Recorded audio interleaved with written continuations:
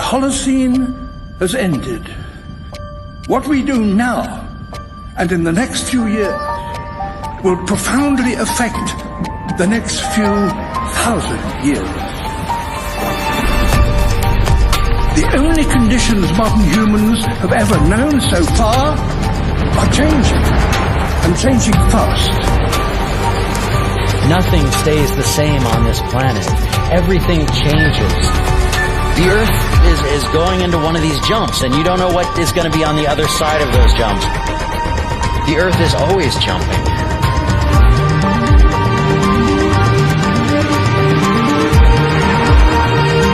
Things move on this planet. Things are not still. Everything is turning.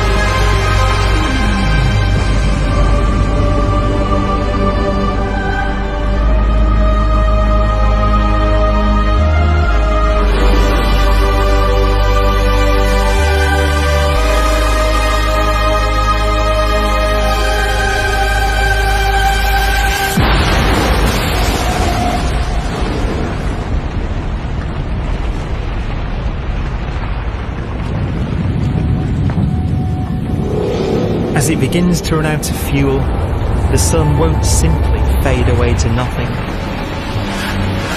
Its core will collapse, and the extra heat this generates will cause its outer layers to expand.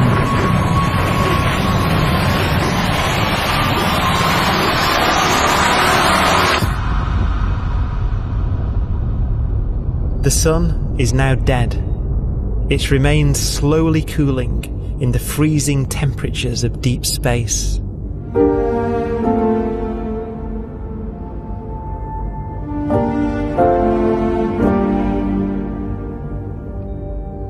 The fate of the sun is the same as for all stars.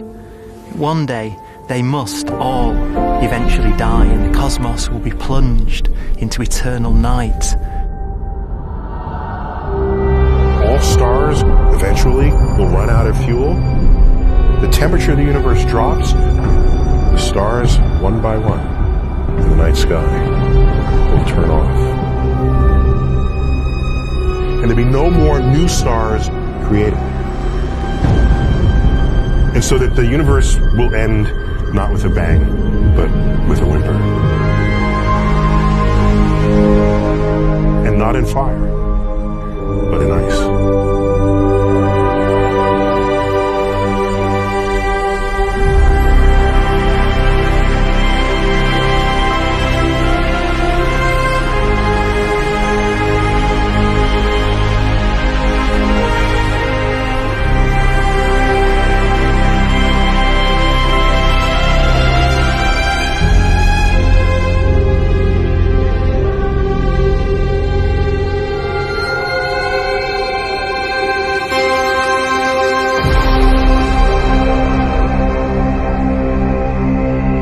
With no fuel left to burn, a white dwarf's faint glow comes from the last residual heat from its extinguished furnace.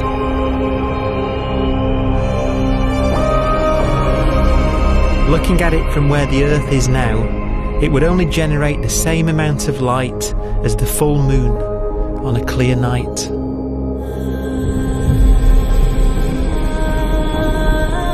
The faint glow of white dwarfs will provide the only illumination in a dark and empty void littered with dead stars and black holes.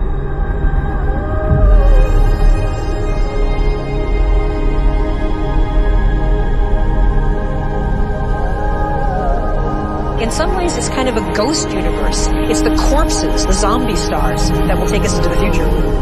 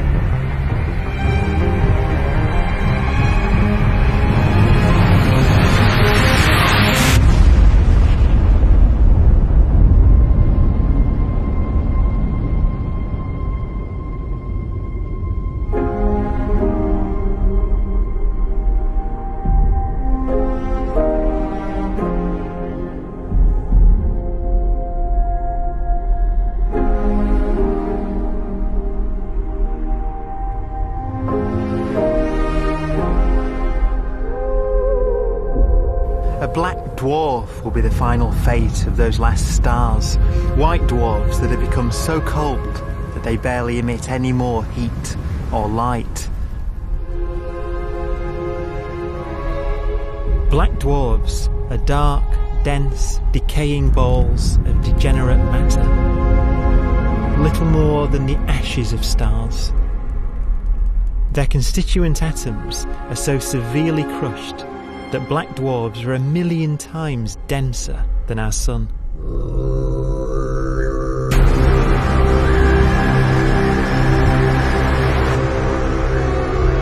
Stars take so long to reach this point, we believe there are currently no black dwarfs in the universe.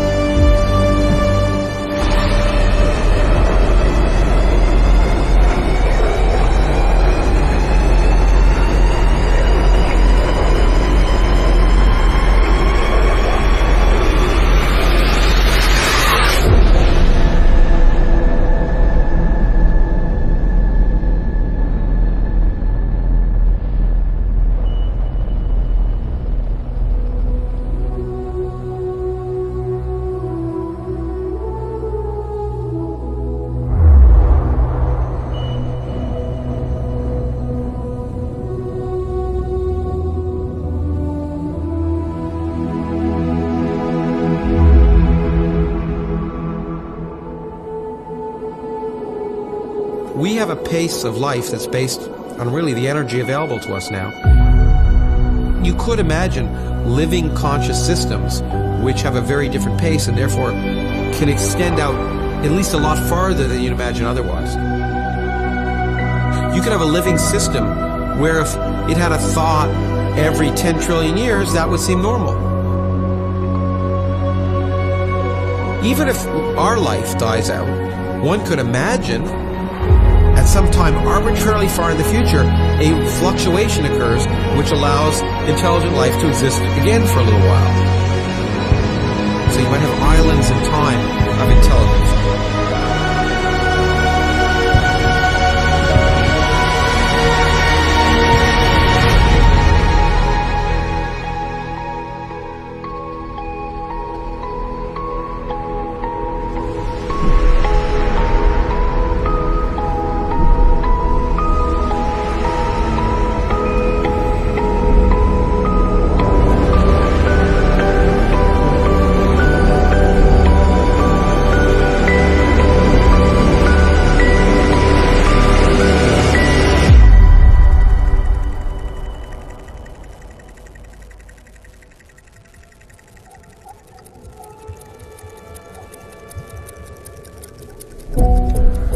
A proton, one of the fundamental building blocks of atomic matter, what makes us up, can just spontaneously fall apart. Any material that evades the pull of a black hole eventually dies away as its protons disintegrate.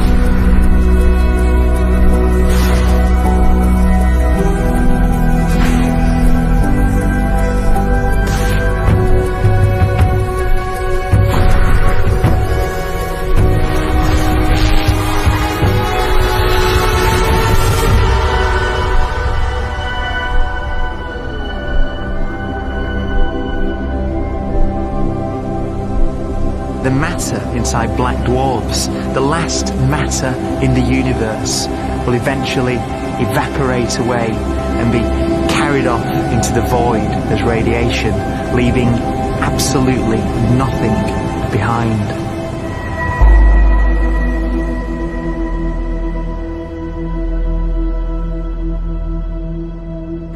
With the black dwarfs gone, there won't be a single atom of matter left. All that will remain of our once rich cosmos will be particles of light and black holes.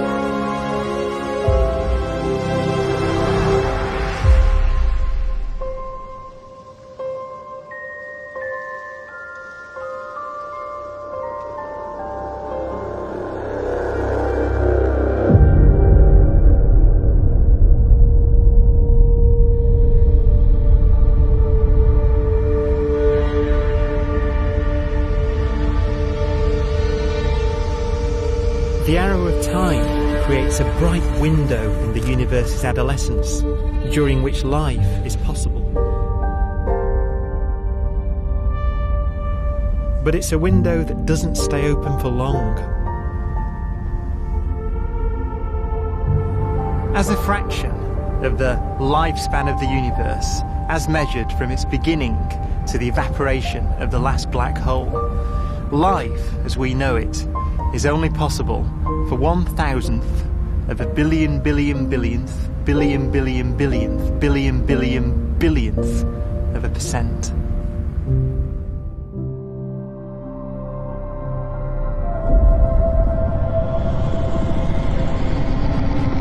Black holes become the fundamental building block of the universe. A galaxy will basically be a supermassive black hole in a center with smaller black holes orbiting it. Zombie galaxies filled with black holes continue to evolve. They'll eat each other and they'll get bigger, and maybe they'll fall into the supermassive black hole and it'll get bigger. The universe will still be an exciting, dynamic place. It's just that the timescales you're talking about are now trillions of years instead of thousands or millions of years.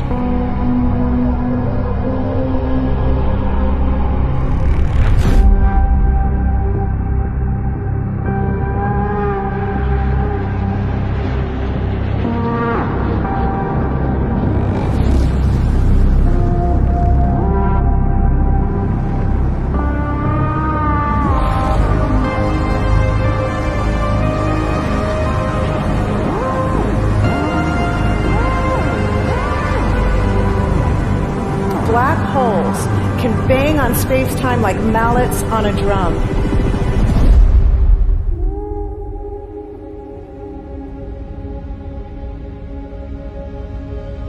And they have a very characteristic song.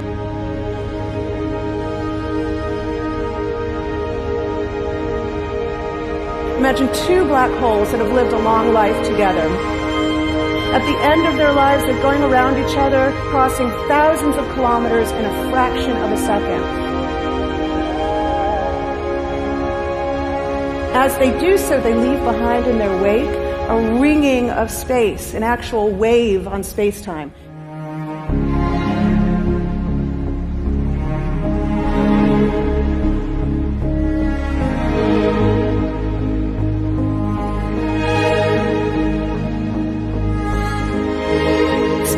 squeezes and stretches as it emanates out from these black holes banging on the universe.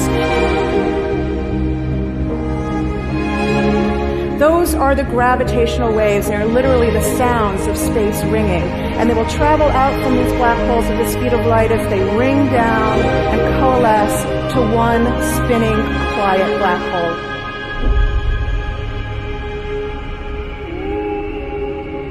If you were standing near enough, your ear would resonate with the squeezing and stretching of space. You would literally hear the sound.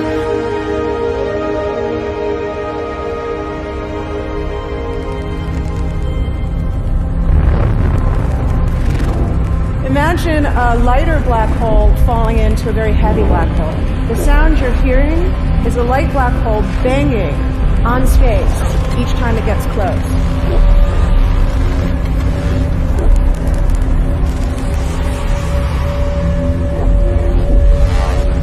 As it falls in, it gets faster and it gets louder.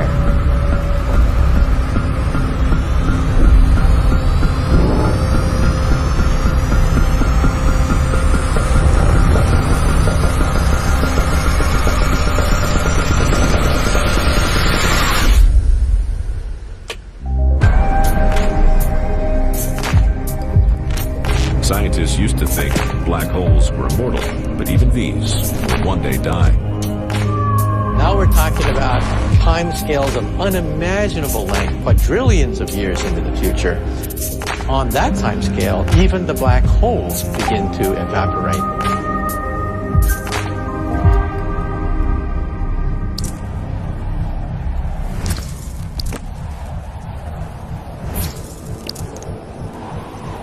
According to quantum mechanics, space is filled with virtual particles, antiparticles, that are constantly materializing in pairs, separating, coming together again, and annihilating each other.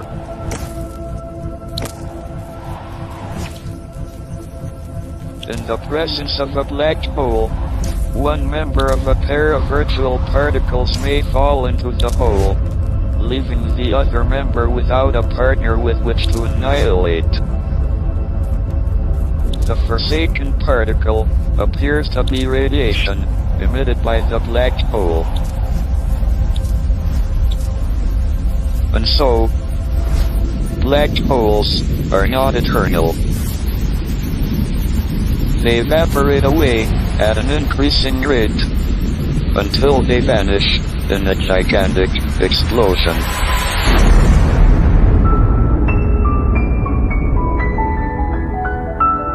Quantum mechanics has allowed particles and radiation to escape from the ultimate prison, a black hole.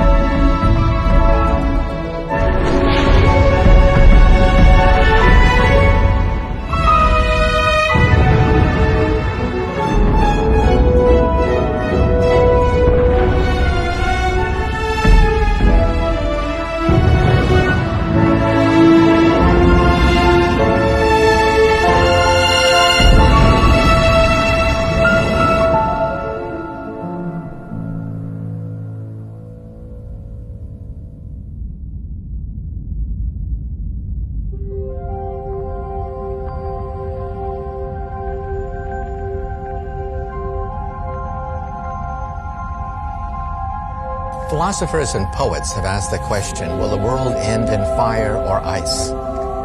We can now give an answer.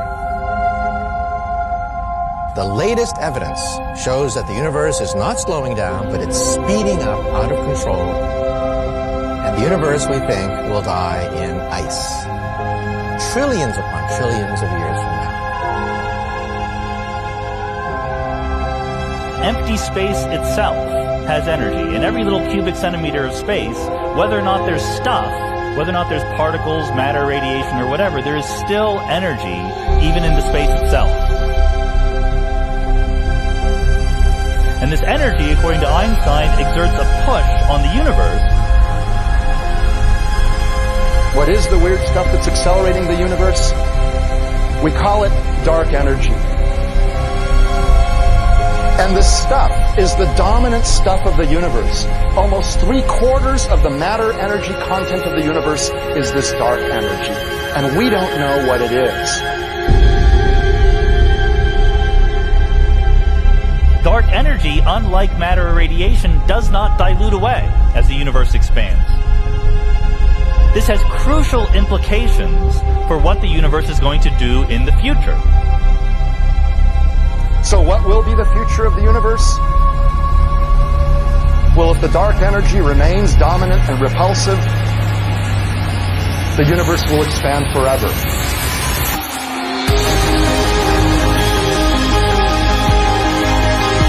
Faster and faster and faster with time. A runaway universe. 70% of the energy of the universe resides in empty space, and we don't understand why. But we do know what will happen. If that energy continues to be there, the universe will become cold and dark and empty. That's the future as it might be. We don't know because we don't yet understand the nature of dark energy. Until we do, we won't know the future. We won't even understand our own origins. And that's why we want to know and study this subject.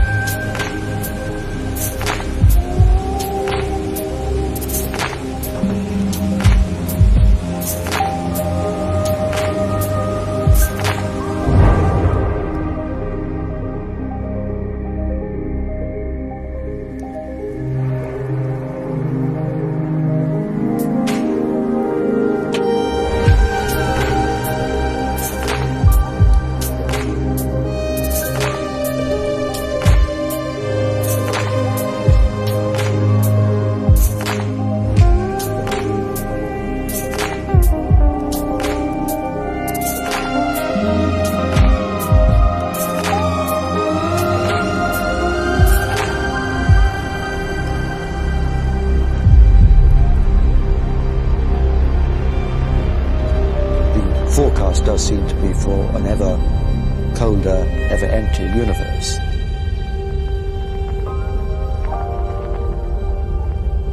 But then, of course, we have to ask, could that end lead to a new beginning? And there are ideas whereby what actually is the end of our universe could in some sense be linked to the beginning of a new one.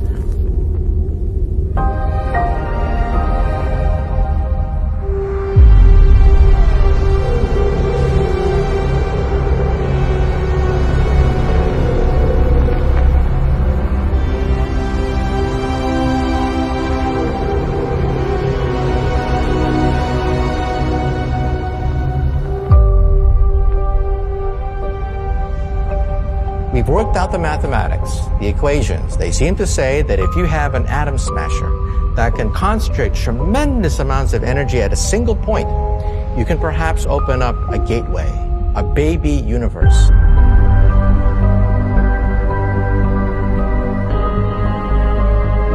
Facing the death of everything there is, this perhaps is their only possibility of escape. And this also raises a very intriguing possibility, sheer speculation of course, that perhaps any universe that has intelligent life in it will create baby universes, will create lifeboats, and proliferate child universes. So an evolution may take among universes in the multiverse. Survival of the fittest may take place. So those universes which do not have intelligent life are infertile. They have no children. But those universes that have mild temperatures, stars like us, would create civilizations that could open up child universes, and they would then proliferate.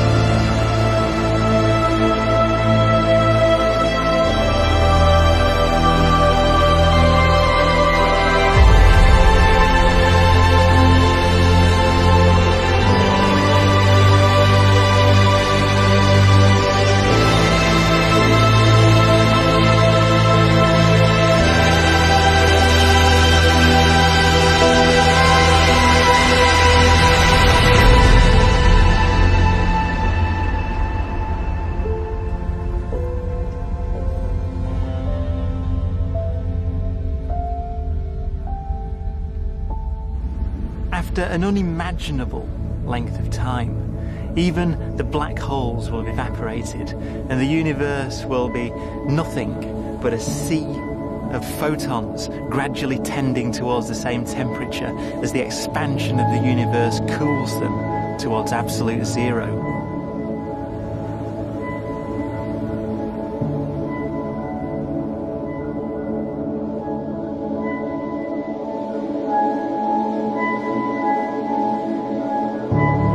Once the very last remnants of the very last stars have finally decayed away to nothing, and everything reaches the same temperature, the story of the universe finally comes to an end. For the first time in its life, the universe will be permanent and unchanging. Entropy finally stops increasing because the cosmos cannot get any more disordered. Nothing happens, and it keeps not happening forever.